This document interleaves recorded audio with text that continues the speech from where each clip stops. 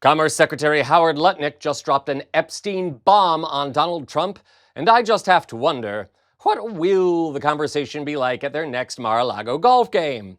Welcome to Occupy Democrats. I'm David Reddish. Government shutdowns and bizarre military meetings have dominated the political discourse in the United States this week. See our other videos for more on those stories. You may recall that Tuesday, just prior to the government shutdown deadline, House Speaker Mike "Tiny" Johnson pulled an unusual move that seemed to hasten the shutdown, something that will hurt Republicans more than Democrats. The reason? Adelaide Grijalva and the Epstein files. Grijalva, the newly elected representative from Arizona, has vowed to vote yes on the Epstein Files Transparency Act, thus giving the legislation enough votes to pass. She even arrived in Washington last night in hopes of getting sworn in early, something Speaker Johnson has done for specially elected representatives in the past. Tiny Johnson, however, had other ideas. Adelaide Grijalva is in D.C. She says she is ready to work, ready to add her name to the list of signatures to push for the Epstein files and also take any funding votes that might come up.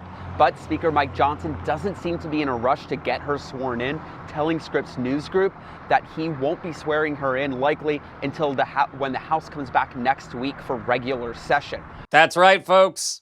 Speaker Tiny Johnson is now in a panic since he knows the Epstein Files Transparency Act has enough votes to pass, thus forcing the full release of all Department of Justice files related to the matter. Isn't it nice to know Johnson would throw accountability and justice for the survivors of sexual assault under the bus in the name of political expediency? Comforting, right? Moving on. The election of Grijalva comes on the heels of yet another revelation from the Epstein files, this one provided by the Epstein estate. It turns out a number of key Trump allies, including Steve Bannon and Elon Musk, appear in those files too.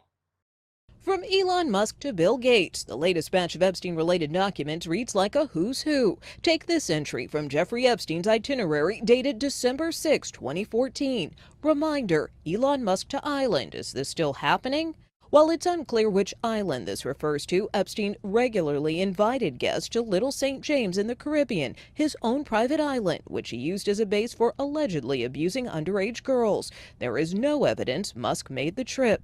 Another entry years later reads, Saturday, February 16, 2019, 7 a.m., breakfast with Steve Bannon. Both Bannon, a former White House advisor, and Musk, a tech titan and ex-Doge czar, are among the staunchest allies of President Trump, who continues to downplay the ongoing investigation. Oh yes, it's becoming ever more clear why Trump and those close to him don't want those files released, and it is because they all appear in them. And yes, while mention in the files does not exactly prove misconduct, it does raise questions. And those questions are at the heart of this breaking story. Stay with me here.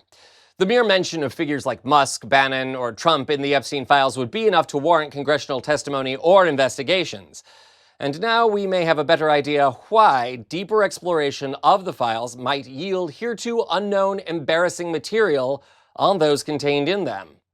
Stopping by the Podforce One podcast, Commerce Secretary Howard Lutnick revealed his own associations with Epstein and let slip what could be the true risk in releasing the files. So how come Bill Gates and all these other people could hang around him and not see what you saw?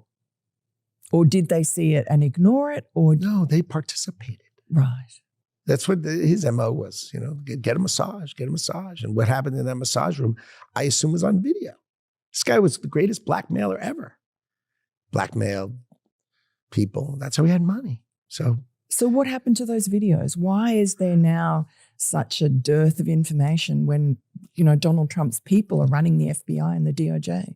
I assume way back when, they traded those videos in exchange for him getting that 18-month sentence, which allowed him to have visits and be out of jail. I mean, he's a serial sex offender.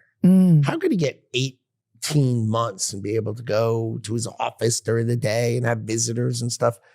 It must have been a trade. So my assumption, I have no knowledge, but my assumption is there was a trade for the videos because there were people on those videos. And have you talked to Donald Trump about this and shared your theory? No, I mean, he knows the story. Right. But my story, that, I was the one and done with the guy. He knows that story, but that's it. He Nah. would have been interested in that story. Yeah, but I don't know. It's a story. It's just a one and done. That guy. Ugh. So let me break this down here. One of the lingering questions about the Epstein files is that if they contained incriminating evidence, why didn't the Department of Justice pursue Epstein's collaborators? And the answer could be simple. The Department of Justice hasn't done an exhaustive catalog of all the evidence, including videotapes used for blackmail, that it has in its possession.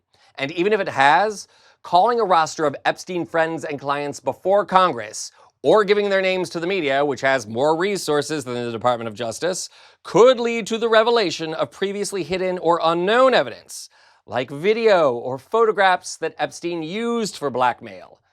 As I mentioned here on the show before, Trump biographer Michael Wolff continues to assert that there are photographs of Donald Trump interacting with naked women who are not of age. That alone would be enough to sink his presidency once and for all, and if you don't believe me, note that this story is not going away. Note the terror that this story strikes into the hearts of people like Trump and Mike Johnson. We'll keep you updated on all new developments in the Epstein scandal, as well as all other news in Washington, so make sure to subscribe to our channel.